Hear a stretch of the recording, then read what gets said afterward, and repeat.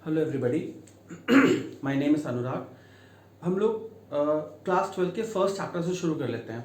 See the first unit of class 12 CBSE physics is electrostatics. उसमें दो chapters आते हैं, इलेक्ट्रिक चार्जेस एंड फील्ड और दूसरा इलेक्ट्रिक पोटेंशियल एंड कैपेसिटेंस। तो हम लोग शुरुआत से शुरू कर लेते हैं फर्स्ट चैप्टर से, इलेक्ट्रिक चार्जेस एंड फील्ड से। सी इलेक्ट्रिसिटी के बारे में आपने बहुत कुछ क्लास 10 में पहले से पढ़ा हुआ है। तो क्लास 10 में आपने इलेक्ट्रिसिटी, करंट, इलेक्ट्रिसिटी, चार्जेस, उसके बारे में सब कुछ पढ़ा, पहले से थोड़ा बहुत आपको पता होगा। हम लोग फिर भी शुरुआत से स्टार्ट कर लेते हैं। हो सकता है उस टाइम पे किसी ने उतना ध्यान ना दिया हो, तो let's start from the starting.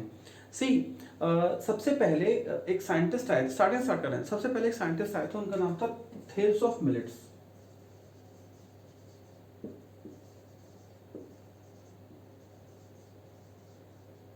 ये अप्रोक्सीमेटली 600 बीसी के टाइम की बात है, बिफोर क्राइस्ट। इन्होंने क्या किया था, इन्होंने एम्बर को वुल के साथ में रब किया। Amber is basically a type of resin which is been found on the sea shore of Baltic Sea. Baltic Sea के सी शोर पे मिलता है, एक टाइप का रेजिन होता है एम्बर। एम्बर इन्होंने क्या किया, एम्बर को सिल्क के साथ में, वुलन क्लॉथ के साथ में रब किया। तो after rubbing with each other उन्होंने क्या पाया कि एम्बर और सिल्क के पास में एक ऐसी प्रॉपर्टी आ गई थी कि अब वो कुछ हल्की मटेरियल जैसे डस्ट पार्टिकल्स हो गए, फ्लिम्स हो गए, ड्राई लीव्स हो गए, इन सब they just got the property to attract these things. उनके पास में इतनी कैपेबिलिटी आ गई कि वो इन छोटे छोटे पीसेस ऑफ डस्ट पार्टिकल्स को अट्रैक्ट कर पा रहे थे after rubbing with each other. तो थेल्स ऑफ मिलेट्स ने ये बताया कि कभी भी अगर एम्बर को अगर हम वूल के साथ में रब करते हैं तो उसके पास में एक प्रॉपर्टी आती है जिसकी वजह से वो डिफरेंट टाइप के सब्सटेंसेस को अट्रैक्ट कर पाता है। तो काफी टाइम तक ये सिर्फ एम्बर के लिए रहा कि हाँ एम्बर के पास वो प्रॉपर्टी है। तो अप्रोक्सीमेटली 2000 ईयर्स के बाद में एक दूसरे साइंटिस्ट है, उनका नाम था विलियम गिलबर्ट्स।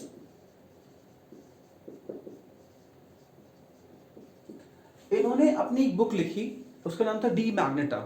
उन्होंने उसमें एक वर्ड दिया इलेक्ट्रिका, जिसके बेसिस पे आजकल सारी चीजें, electric, electrons, electric charges, electricity, electric forces, वो सब उसी उसी वर्ड पे आया। तो बेसिकली इलेक्ट्रिक वाला जो वर्ड है वो विलियम गिलबर्ट ने बताया हुआ है, उन्होंने दिया हुआ था।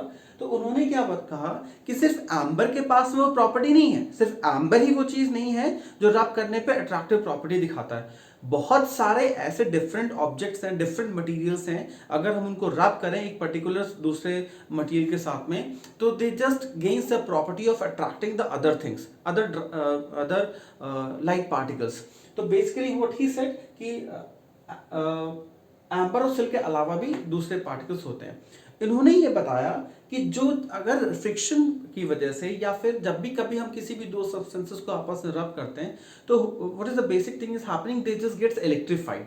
उन्होंने कहा कि ये जो प्रॉपर्टी है वो इलेक्ट्रिसिटी है, जिसकी वजह से उनके पास में ये पावर आई है कि वो दूसरी चीजों को अट्रैक्ट कर सके। तो what he said कि this is the property to be called as electricity and the bodies which are being rubbed with each other, जो आपस में रब किए जा रहे हैं वो इलेक्ट्रीफाइड हो रहे हैं, उनके ऊपर फ्रिक्शनल इलेक्ट्रिसिटी आ रही है। तो उन्होंने ये कहा कि this is because of frictional electricity. ये देखते हैं होता कैसे है, basically what is happening over here. तो सबसे पहले रदरफोर्ड ने आपको बहुत पहले बता दिया था कि अगर कोई एक एटम ए है तो जो भी इसके सब एटॉमिक पार्टिकल्स होंगे, बेसिकली तीन टाइप के सब एटॉमिक पार्टिकल्स आपने पढ़े होंगे, प्रोटॉन्स, न्यूट्रॉन्स एंड इलेक्ट्रॉन्स। जिसमें से प्रोटॉन्स और जो न्यूट्रॉन्स होते हैं वो न्यूक्लियस के अंदर होते हैं and electrons just revolves around an atom like this. वो एक एटम के चारों ओर रिवॉल्व करता रहता है, same as the planet revolves around the sun, उन्होंने ये बताया हुआ था। तो अगर कोई भी एटम के, कोई भी इलेक्ट्रॉन किसी भी एटम के चारों ओर रिवॉल्व कर रहा होगा तो किसी ना किसी फोर्स ऑफ अट्रैक्शन की वजह से ऐसा हो रहा होगा ना कोई फोर्स ऑफ अट्रैक्शन लग रहा होगा, एटॉमिक फोर्स ऑफ अट्रैक्शन इसका नाम दिया गया था। तो that would be acting on the electronic particles that is just revolving around the nucleus of an atom. तो बेसिकली वो तब तक उसके पास है जब तक उसके पास में फोर्स ऑफ अट्रैक्शन है। सपोज आपने क्या किया है, इसको रब किया है फिर एनी अदर मटेरियल, वो मान लेते हैं वो मटेरियल बी है, ठीक है, आपने इसको रब किया तो व्हाट हैपेंड कि इसका वर्क फंक्शन इसके वर्क फंक्शन से कम था। वर्क फंक्शन क्या होता है वो समझ लीजिए पहले। वर्क फंक्शन बेसिकली उतना एनर्जी होता है जो किसी भी एक इलेक्ट्रॉन को अपने एटम से बाहर निकालने में लगती है।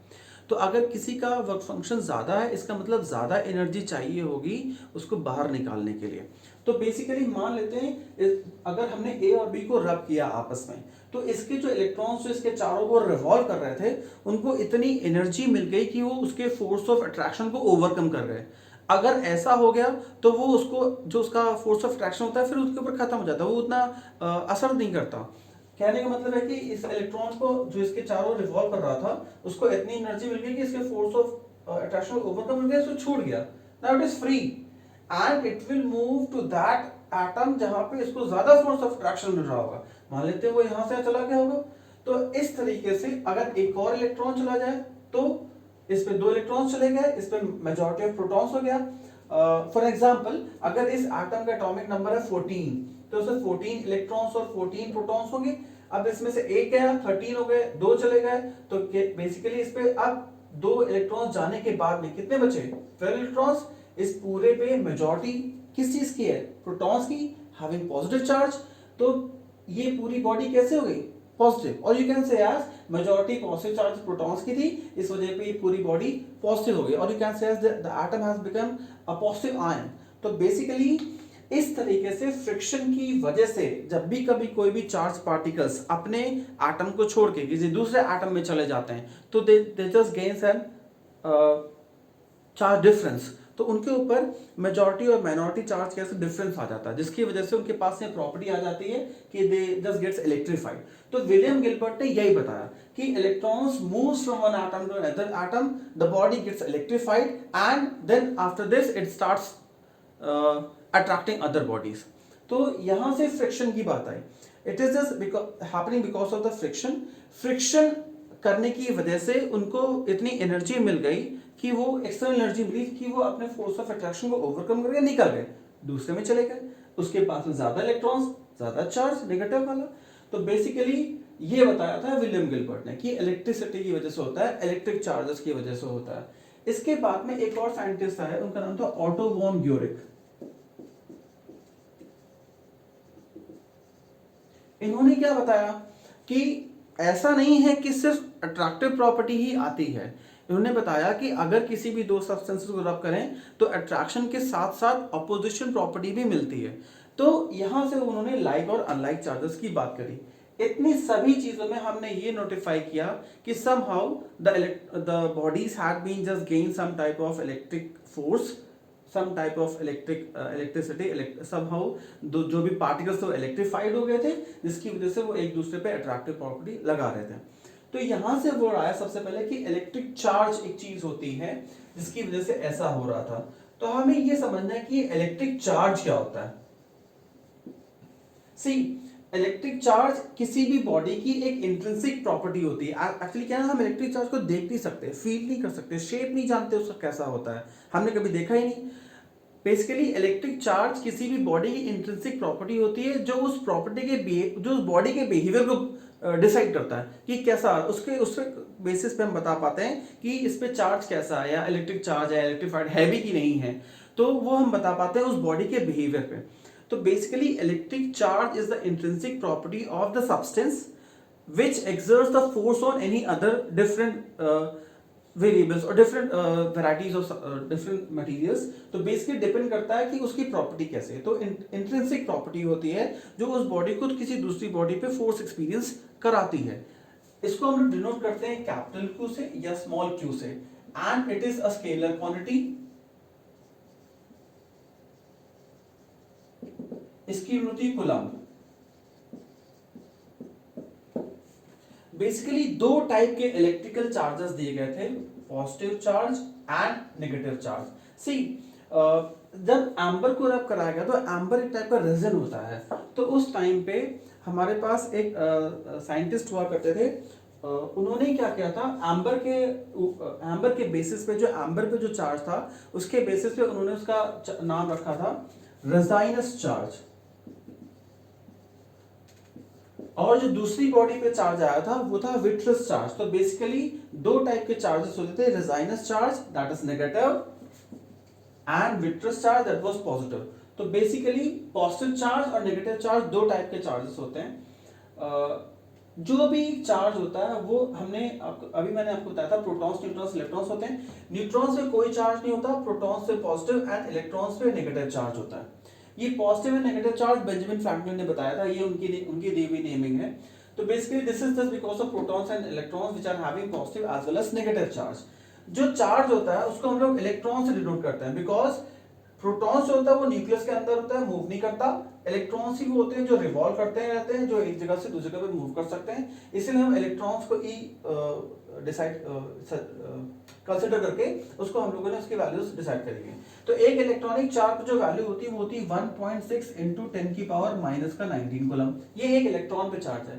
सेम एज एक प्रोटॉन पे भी चार्ज होता है 1.6 इंटू 10 की पावर माइनस 19 कूलम। बस फर्क कितना होता है, इलेक्ट्रॉन पे जो चार्ज होता है वो नेगेटिव होता है और प्रोटॉन्स पे जो चार्ज होता है वो पॉजिटिव होता है। तभी आपने देखा होगा ना कि एक जो एटम होता है वो नॉर्मल केस में न्यूट्रल होता है, क्योंकि it is having same number of electrons as well as same number of protons. तो बेसिकली अब an atom have two types of subatomic particles which are having charge, ठीक है, rather than neutrons. तो basically it is having minus का 1.6 and it is having plus का 1.6 into 10 की power minus का 19 coulomb of charge. ये होता है इलेक्ट्रॉन्स और प्रोटॉन्स का चार्ज की मैग्नीट्यूडल वैल्यू। मास ऑफ इलेक्ट्रॉन होता है 9.1 इंटू 10 की पावर माइनस का 31 kg and mass of proton होता है 1.67 इंटू 10 की पावर माइनस का 27 kg। तो this is mass of electrons and protons. तो इतना कम मास होता है इन दोनों का कि अगर एक बॉडी से दूसरी बॉडी में जा रहे हैं तो वो हम उसे इग्नोर कर लेते हैं, ये नहीं सोचते कि इसका मास बढ़ गया है कम हो रहा है। हाँ, अगर माइक्रोस्कोपिकली बात कर रहे हो where you are just having the electrons on your tips of counting, तो वहां पे उसका मास भी मैटर करेगा और चार्ज भी मैटर करता है। तो basically it depends upon the electrons protons, mass of electron and mass of protons. तो ये उन्होंने सारी चीजें बताई थी यहाँ तक कि चार्ज होता है, एक स्केलर क्वांटिटी है, यूनिट कूलम होती है, पॉजिटिव नेगेटिव होता है, उनकी मैग्नीट्यूडल वैल्यू ऐसी होती है। इसके बाद आता है ये जो जितनी भी चीजें हम पढ़ रहे हैं ये बेसिकली हम पढ़ रहे हैं चार्जेस एट रेस्ट पोजीशन पे। तो whatever the study we are doing about the charges in the state of rest, we are just studying in electrostatics, और you can say static electricity, या फिर फ्रिक्शन की वजह से हो रहा था तो आप इसे फ्रिक्शनल इलेक्ट्रिसिटी भी कह सकते हो, ठीक है। तो we are just studying it in electrostatics. तो these are the things, charges and its characteristics. इसकी जरा प्रॉपर्टीज देख लेते हैं।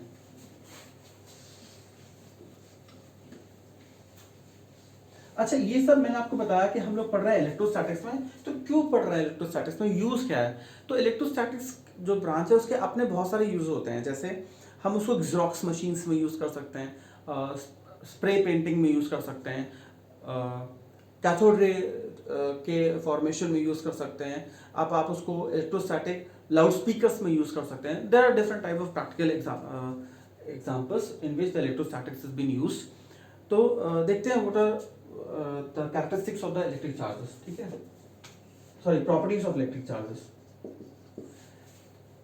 इलेक्ट्रिक चार्जेस में ऐसा है, charges are additive in nature, you can say, पहली प्रॉपर्टी है additive in nature। additive in nature कहने का मतलब है they could be scalarly added। scalarly added कहने का मतलब होता है कि अगर किसी बॉडी पे 4 कूलम्ब ऑफ चार्ज है, वहीं पर किसी दूसरी बॉडी पे भी 4 कूलम्ब ऑफ चार्ज है, तो ओवरऑल टोटल कितना हो जाएगा, 8 कूलम्ब ऑफ चार्ज। सिमिलरली अगर किसी दूसरी पहली बॉडी पे 4 कूलम्ब ऑफ चार्ज है and next body is having minus of 8 coulomb of charge, अगर आप इन दोनों को ऐड करोगे तो you would be having minus 4 coulomb of charge.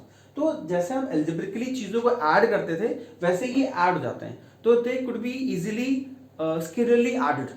तो this is additive in nature. Second, जो चार्जेस होते हैं वो दो टाइप के होते हैं, पॉजिटिव एंड नेगेटिव। तो सेकंड प्रॉपर्टी आती है like charges attracts and unlike charges, sorry, like charges repels and unlike charges attracts. देखिए, अगर पॉजिटिव पॉजिटिव चार्ज हो, नेगेटिव नेगेटिव चार्ज हो, तो वो एक दूसरे को अपोज करते हैं क्योंकि दे आर लाइक चार्जेस, और अनलाइक चार्जेस से पॉजिटिव नेगेटिव हो गया या नेगेटिव पॉजिटिव हो गया, वो एक दूसरे को अट्रैक्ट करते हैं। ये आपको पहले से पता होगा कि like charges repels and unlike charges attracts each other. अगर किसी भी चार्ज को आप रेस्ट में मेजर करो तो उसकी जितनी वैल्यू होगी उसी बॉडी को अगर आपने मोशन में ले आए हो तो उस टाइम पे उस पर जितनी वैल्यू होगी वो दोनों इक्वल रहती है। कहने का मतलब है कि the magnitudal value of the charges at rest is always equal to the magnitudal value of the charges, same charges in motion. ऐसा नहीं है किसी चार्ज की वैल्यू रेस्ट में कुछ और है और मोशन में कुछ और है। तो this is the third property. And the fourth one is it obeys conservation law of conservation. Conservation हमें क्या सिखाता था कि कोई भी चीज हम बना नहीं सकते, बिगाड़ नहीं सकते। We just could transfer from one form to another form और from one body to another body, same as the charges just obeys the law of conservation. It could be transfer from one body to another body. हम charge को बना नहीं सकते, बिगाड़ नहीं सकते, काट पीट नहीं सकते ना। तो हम क्या कर रहे हैं, उसको एक बॉडी से दूसरी बॉडी में ट्रांसफर करते हैं। अभी हम ए बॉडी से बी बॉडी में ट्रांसफर ही तो कर रहे थे फ्रिक्शन एनर्जी की वजह से। तो they just could be transferred from one body to another body. तो it obeys the law of conservation. ठीक है। Next is most important, quantization of charge.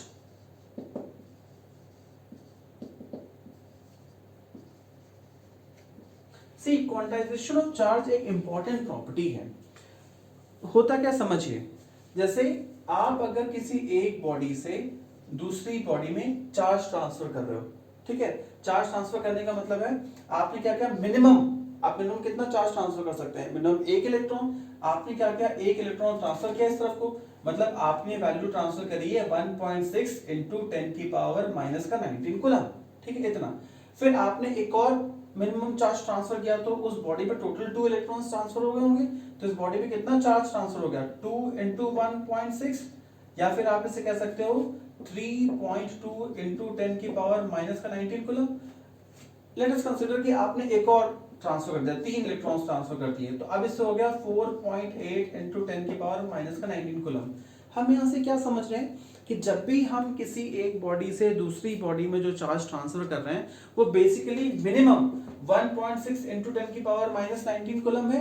अगर आपने एक और ट्रांसफर कर दिया तो इसमें 1.6 और ऐड कर दिया, इट इज 3.2, और गया तो it is 1.6 more, it is 4.8। तो basically we are just transferring the minimum charge in the form of value of 1.6 into 10 की पावर माइनस का 19 कूलम। मतलब कि हम एक मिनिमम ऐसा पैकेट भेज रहे हैं जिसकी वैल्यू 1.6 इंटू 10 की पावर माइनस का 19 कूलम है। इसको इन्होंने नाम दिया क्वांटा, जिसकी वजह से उसका पूरा नाम पड़ा हुआ है क्वांटाइजेशन ऑफ चार्ज। तो basically whenever any charge is being transferred, it could be transferred in the form of packets called as quanta. Minimum charge that is just equals to 1.6 into 10 की पावर माइनस 19 कूलम। इसका दूसरा alternative method कहने का ये है कि अगर कोई एक बॉडी है, जैसे ये वाली बॉडी मान लेते हैं, इस पर चार्ज हमने ट्रांसफर किया था, तो इसमें जो टोटल चार्ज होगा that would be equal to the जितने नंबर ऑफ इलेक्ट्रॉन्स कहते हैं उसके, तो it is equal to n e. तो this is quantization of charge and it states as the total charge on the body is just equals to the integral multiple of the electrons present in the body। कहने का मतलब ये है कि जितने number of electrons उसमें होंगे उतना ही उस बॉडी पे टोटल चार्ज आने वाला है। तो this is called as quantization of charge. ठीक है। तो बेसिकली प्रॉपर्टीज क्या थी, it is additive in nature, the like charges repels and the unlike charges attracts each other, it obeys conservation law, and it is quantized and charges are quantized। ठीक है। तो this was basically about the properties of electric field। ठीक है। इसके बाद next देख लेते हैं। एक्चुअली मैंने आपको अभी बताया था कि कुछ सब्सटेंसेस ऐसे थे जिनको रब करने पे उनके ऊपर अट्रैक्टिव प्रॉपर्टी आती थी। तो कौन कौन से कुछ इंपॉर्टेंट डिस्कस कर लेते हैं, मटेरियल्स की बात कर लेते हैं। जैसे सबसे पहला मैंने आपको बताया था एम्बर एंड वूल। अगर हम एम्बर पे चार्ज देखें जो हमने वूल के साथ में रब किया था, तो एम्बर पे आया था नेगेटिव चार्ज और वूल पे आया था पॉजिटिव चार्ज।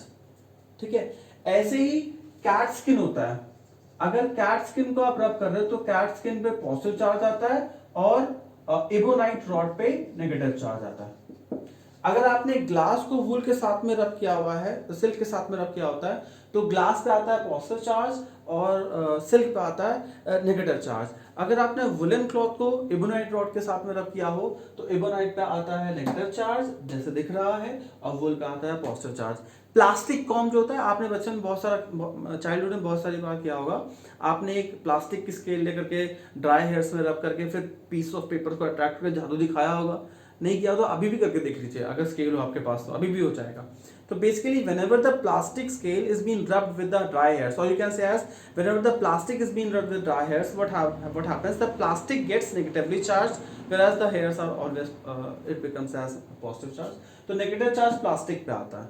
तो in this way different type of substances or different type of materials are being rubbed to have a different type of charge. तो बेसिकली ये हुआ चार्ज की प्रॉपर्टीज कि चार्जेस पॉजिटिव होते थे, नेगेटिव होते थे, और उसे हम लोग इस तरीके से डिवाइड कर सकते थे. वो उसकी डिफरेंट टाइप्स की प्रॉपर्टीज थी, एटसेट्रा एंड एटसेट्रा. ठीक है, नेक्स्ट जरा देख लेते हैं चार्ज और मास के बीच में difference. See this is a charge and this is mass. मैंने आपको अभी बताया था कि चार्ज प्लस भी हो सकता था, माइनस भी हो सकता था, है ना, ऐसे तो बताया. See charges could be positive, could be negative and could be zero. It could be positive, it could be negative and it could be zero. Mass कभी नेगेटिव नहीं हो सकता. जो मास होता है ना वो कभी भी नेगेटिव नहीं हो सकता. And if a body is existing it means that it would be having some amount of mass. तो वो एक पॉजिटिव वैल्यू ही रखता है. Mass is always positive. अगर जीरो कोई कह दे किसी बॉडी का मास है जो है वो जीरो है, इसका मतलब वो बॉडी एग्जिस्ट ही नहीं कर रहा होगा. या फिर नेगेटिव है तो वो भी एग्जिस्ट नहीं कर सकता. तो mass is always positive, mass of the body is always positive, whereas charge could be negative as well as zero. उसमें -8 कूलम भी हो सकता है, +8 कूलम भी हो सकता है, जीरो भी हो सकता है. मास पे ऐसा नहीं है, मास इज ऑलवेज पॉजिटिव. तो basically this is like this. And on adding the charge, एक प्रॉपर्टी होती है एडिशन ऑफ चार्जेस, जैसे एडिटिव नेचर में मैंने आपको बताया था. On adding the charge could be negative, could be positive, है ना, दोनों हो सकते हैं. कम भी हो सकता है और माइनस भी हो सकता है. ऐड करने पर जीरो भी हो सकता है अगर बराबर का नेगेटिव ऐड कर दिया तो. मास में ऐसा नहीं है. अगर आप किसी एक मासिव बॉडी को और मास ऐड करोगे तो हमेशा बढ़ेगा, कभी कम नहीं होगा, क्योंकि नेगेटिव वैल्यू होती नहीं है. आपने एक और पॉजिटिव वैल्यू, एक और पॉजिटिव वैल्यू, जितना ऐड करते जाओगे मास बढ़ता जाता है. तब तो जो मास होता है it never decreases on increase on adding, whereas a charge could decrease on adding the different charges. ठीक है, चार्ज जो है it is a derived quantity and जो मास होता है वो फंडामेंटल क्वांटिटी होता है. अगर आपको याद हो जब आपने डायमेंशनल एनालिसिस पढ़ा था तो आपको डायमेंशनल फॉर्मूला बताया गया था. उस केस में आपने नोटिस किया होगा 6 fundamental quantities were been explain to you. Mass, length, time, current, ampere, candela, luminous intensity, mole, वो सब. तो बेसिकली आपको 6 टाइप की डिफरेंट फंडामेंटल क्वांटिटीज बताई गई थी. उसमें चार्ज नहीं था, करंट हुआ करता था. तो basically charge is derived and mass is a fundamental quantity. ठीक है, चार्ज इंडिपेंडेंटली एग्जिस्ट नहीं करता, मास इंडिपेंडेंटली एग्जिस्ट करता है. ठीक है, चार्ज जो होता है वो लॉ ऑफ कंजर्वेशन को फॉलो कर रहा था. मास एक कॉन्ट्राडिक्टरी है लॉ ऑफ कंजर्वेशन को फॉलो करने के लिए, तो इट डजंट फॉलोज. चार्ज जो होता है वो कभी भी एनर्जी में कन्वर्ट नहीं होता. एंड बाय आइंस्टीन इक्वेशन, आपको पता हो E=mc², मास एनर्जी इक्विवेलेंस वाले फॉर्मूले से अगर हम देखें तो mass could be transferred into the energy. तो basically these are the differences between charge and mass. That is the charge the derived quantity, mass is a fundamental quantity, and charge could be negative, zero and positive, whereas mass is always a positive one. On adding, the charge could decrease, even become zero, can become zero, and mass on adding always increases.